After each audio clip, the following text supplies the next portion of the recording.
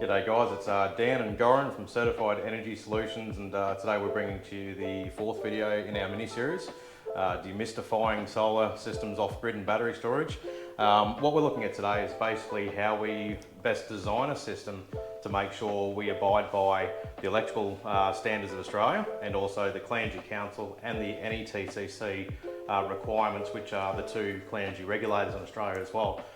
Being approved partners, we have to make sure we follow very strict guidelines as far as our installation method. Now, what we're looking at here is pretty rudimentary drawings, so don't judge me on that one there. Better at installing systems and drawing them. And we've got a typical kind of house that we're going to go over with possible, mounting locations for systems while making sure we meet the requirements. Because there are some guidelines we have to follow, which means we can't just put the systems anywhere. So what we're looking at here is a typical house with an east-west split for the solar panels on the roof. Then we've also got down the bottom here 3 potential different locations for positioning the main off-grid system, which would be inverters and batteries. So if we're looking at this situation here, we've got the off-grid system on the side of the house, and then we've got a situation where there's a window or a door. We have to make sure that we're a minimum of 600 millimetres away from any opening on the house. If we've got a gas service that's in the vicinity of the off-grid system, for example, a gas bottle right here, we have to make sure it's a minimum of 2 metres away as well, because that system could be seen as a potential ignition source because it's an electrical device. So pretty standard basic stuff. And then we've also got another thing we have to keep in mind, which would be the surface of the wall or the ground, if it's on a balcony or something like that. Is it flammable? And if it is flammable, how do we address that as a potential hazard in a worst case scenario? So we have to ensure that, if the wall's corrugated, if it's brick, any kind of surface like that, perfectly fine, we can put it right up against it. If it is, wood boarding or something along those lines, ply, gyprock, whatever it may be, well, not so much gyprock, because that's fine, because that's non-flammable as well. Then basically we'd have to make sure we just put a cement sheet behind it or something there as a fire retardant for a barrier between the system and the home. Now, this situation over here, if you want to explain, I suppose, position number 2 and what's going to be the best thing if it's going outside a building. Yeah, the best position is to have it in a shaded area, protected against direct rain and sun. Yep. And of course, a west-oriented place is not the best, because the western sun is very hot here in Australia, as you know. So you can have a concrete slab, you can build a small roof above. Sometimes you can just buy a simple shed from Bunnings, and we place the system inside there. Yep. So there are different ways to do this. It doesn't cost very much, but it's a good way to have this system protected for the weather conditions. And close by, you also need to have a generator, which basically are graded to be outside, but once again, if that's also protected under some sort of a roof, it extends the lifetime of the generator. Of the system, yeah, that's right, yeah, for best performance, because having it in a nice, cool, well-ventilated area, shaded, things like that's going to improve the efficiency of the system, its rated output, it's going to be less susceptible to derating, and we will have another video that will explain inverter technology and how derating affects the rated output of that inverter at different ambient temperature levels. So that'll be a whole other mini video that we'll do there. And another thing to keep in mind with the generator with positioning is you don't want to stick it right next to a bedroom window. Most generators, diesel, water cooled or air cooled, are rated about 70 dB, 60 to 70 dB at 7 metres. So it's definitely something you don't want at the bottom of your bedroom window. If you do need to use that generator in the background at some point. Position 3, we've got potentially under a house. If the house is raised, 2-storey building, but it's got an open area underneath. We can put systems under the house, but it has to be a minimum space between the floorboards and the top of the system. So we'll calculate that when we do the site assessment. And we also have to look at, are the floorboards made out of wood?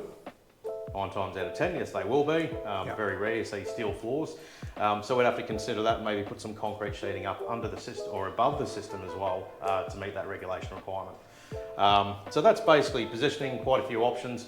Like you say, most customers, they're doing a shed and they might put it in the shed and then they build the house later. Yeah, that's a typical setup in off-grid living situation. They have already a shed on the property, and next year they're going to build a house. then we make the shed to be the future power station. Panels on the roof, inside in a dedicated area in the shed. We place the system just beside the main switchboard, and when the house is built, any electrician can just do an underground cable from this main switchboard over to the subboard in the house. Very simple and cost effective. Yeah, definitely. And that's another thing, just talking about the shed houses, which is a big thing now. A lot of people are doing livable sheds, pretty wild looking designs that are pretty cool. Now, if you've got a shed home and you want to put the system inside the shed with you, you can't put it in a shared livable space. That's something to point out. So if your shed house is basically divided and you've got a car area on one side for vehicles and livable area on the right, as long as it's not on the reverse side of a bedroom, kind of wall or something like that, so it depends on where the system's positioned, or if it's on the other side of the shed away from the livable area, that's ideal. In that situation, you'd still run the generator outside in that scenario, but we'd have to put a bollard 500mm in front of the system if it's a shared driveway access area. So just to make sure you don't accidentally drive into the system. That's right. So that's a part of the compliance as well. Yeah. Now, every single site install that we do a pre-install inspection as well. So that's where I generally get involved myself on that installation side. So if you kind of say to the guys, look, I'm happy with the proposal, let's go to the next step, we'd go to that site inspection and just make sure there's no surprises out there. Even if we're working off plans for the design, it's still important to go to site to get a good lay of the land, understand if there's any shading issues, things that may not be captured on image. So it's a little bit of a detailed process. Installation of the product, we work with approved partners on our network around Australia, so we've got a really good baseline of installers that are certified and off-grid and also hybrid and grid connect solar. They go for a pretty grueling process to be approved in our network, and we project manage from that point as well. So we've always got a local installer to back up after sales service on that system, which is important. And that's very important. Yeah. Now, I suppose before we move on to the next video, we'll just quickly go over solar panel orientation and difference there, if you want to take over. I mean, the most typical is having a north-facing aspect of the roof, which gives you a peak performance in the middle of the day between 10 and 2.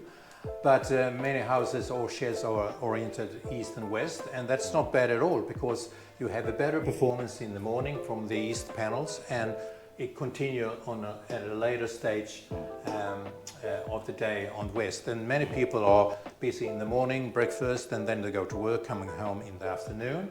So the usage is mainly morning and afternoon. During the day, they can put a timer on the dishwasher, washing machine, so you use the free power from the solar panels. But when they're coming home, they do cooking and all that, and that's the benefit with east and west. To compensate for having a little bit less peak performance, compared with the north, we just add more panels to have the same. As long as you've got the roof space available to play with. And it's easy to do that now, because like the panels we use, the minimum size per panel is about 440 watts. And that'll be another future module coming out as well, explaining solar panel technology. So, the other benefit to an east and west that I can see is in the morning, you will generate more generation earlier in the morning as the sun's coming up as well.